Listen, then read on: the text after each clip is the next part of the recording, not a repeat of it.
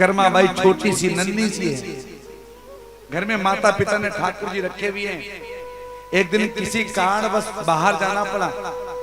माता पिता ने सोचा कि इनको ठाकुर जी को लेकर के बाहर जाएंगे, और बाहर जाएंगे तो इनकी सेवा नहीं हो पाएगी। घर में अबोध अज्ञानी वो छोटी सी बालिका, उसको बुलाया, कहा बेटी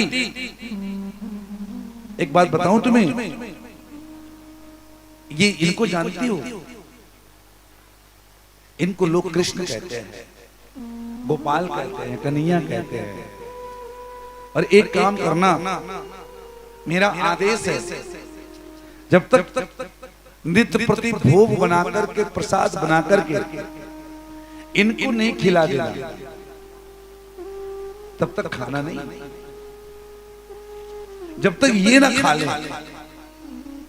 अब कर्मा के मन में भाव है, पिताजी कहकर के गए हैं, माताजी कहकर के गई हैं। अब छोटी सी बच्ची है, पकवान बनाना आता नहीं है, रोटी बनानी आती नहीं है, बहुत ज्यादा कोई पकवान बना सकता नहीं है। तो इसलिए विचार आया, अरे ऐसा करते खिचड़ी बना लेते हैं। खिचड़ी तो सबसे सस्ती होती है, किसी को कुछ आए नहीं है, आदमी खिचड़ी तो बना ही लेता है।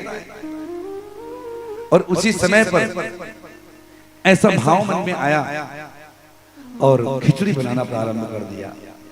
और जैसे खिचड़ी बनाई तो भक्त आपको बताया, सुंदर सा खिचड़ी का भोग प्रसाद बना करके आज कर्मा भाई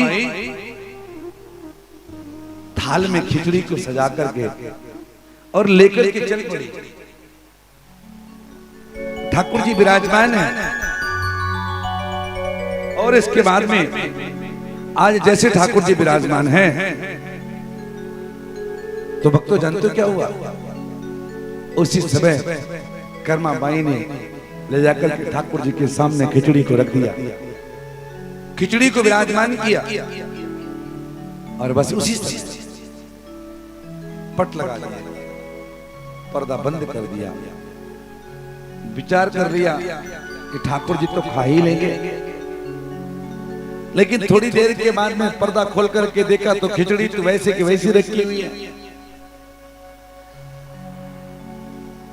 अब तो वही आसन लगा के बैठ गई, तू खाएगा तो ही मैं खाऊंगा, क्योंकि मेरा बाबा कह के गया है, और यदि नहीं खाएगा तो मैं खाऊंगी नहीं।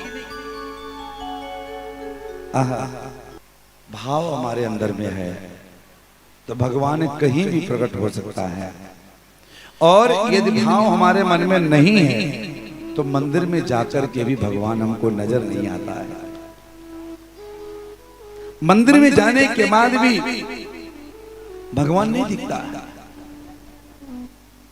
तो इसलिए पहले हमारे मन में प्रभु के प्रति भाव होना चाहिए।